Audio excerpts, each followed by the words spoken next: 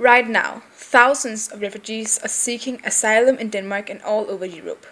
This situation is caused by major civil wars in the countries of the Middle East, especially Syria. People are forced out of their homes, and with the neighboring region filled, they begin a long and dangerous journey to safety in Europe. Some drown in the ocean, sailing in overfilled rubber dinghies.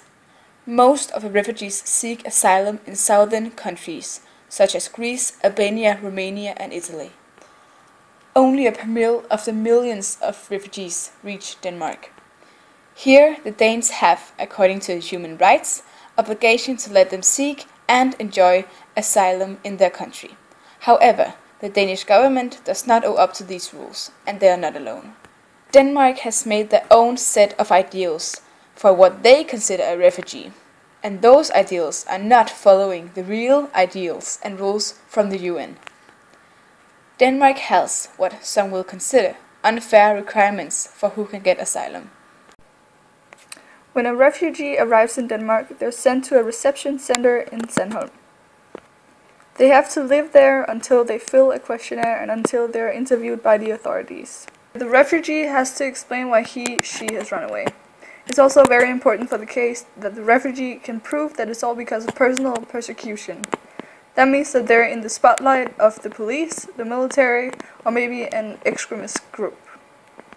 It could be a sign of personal persecution if their home has been raided or they have been arrested or mugged more than once.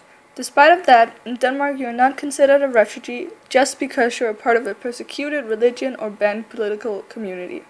Not even if there are many examples of assault, murder or torture. You are not considered a refugee if the only reason you move is because of civil war or violation of human rights where you used to live. Some asylum seekers have no chance of getting asylum. That counts, for example, for refugees from most East European countries. Refugees from these countries get their application investigated after a set of special rules, and they are often sent home after a few days or weeks. This procedure is called manifestly unfounded, and is supposed to make sure that the asylum system won't be loaded with a bunch of people with no chance of getting their asylum rights fulfilled. When the authorities have researched the case, the decision is either a permission or a refusal. With the preservation permission, the refugee can quickly start a life in Denmark. They can get a house, a job, learn Danish and send their children to school. A refusal means that the case is automatically transferred to the refugee board. Here, new minds will evaluate the information. The refugee that was earlier rejected will get a place to stay. If the refugee board then rejects, the refugee will have to travel back to their home.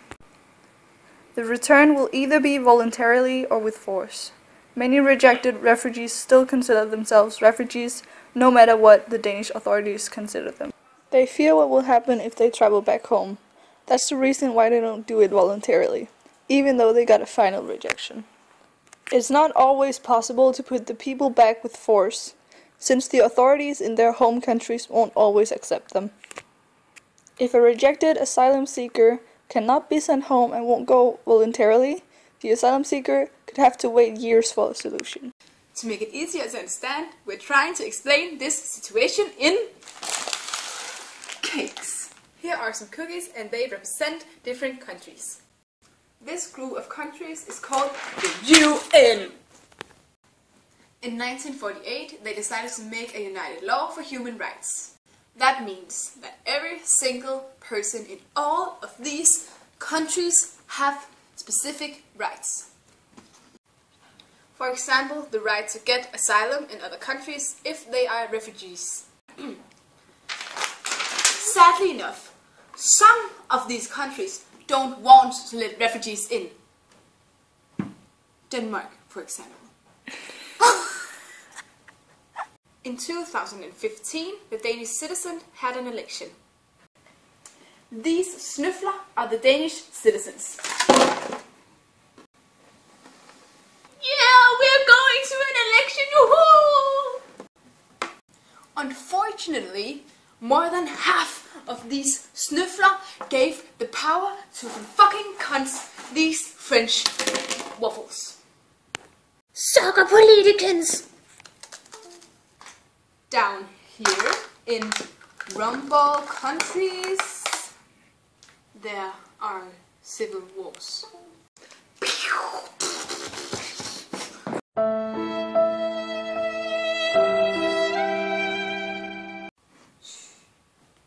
But the Rumbles are lucky, because they're part of the UN, and therefore they can go to Denmark and get asylum for free.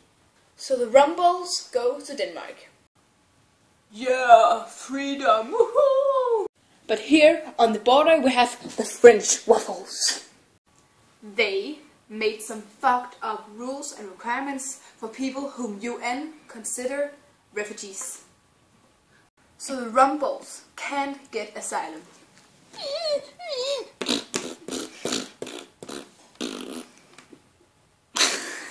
And therefore, other countries in UN have to take a lot of refugees, because the French waffles are stupid. This is Greece, Germany and Sweden. We found out that Amnesty International has a project called Third World Traveller. Here they, amongst other things, work on ensuring good treatment for refugees. Their work includes urging countries like the US to embrace refugees. They use the human rights as a supporting argument. We don't think that this solution is sustainable because as long as Amnesty International does not have the power to enforce action from the governments, they can't really ensure a stable solution, even though countries like Denmark clearly break Article 14 of the human rights.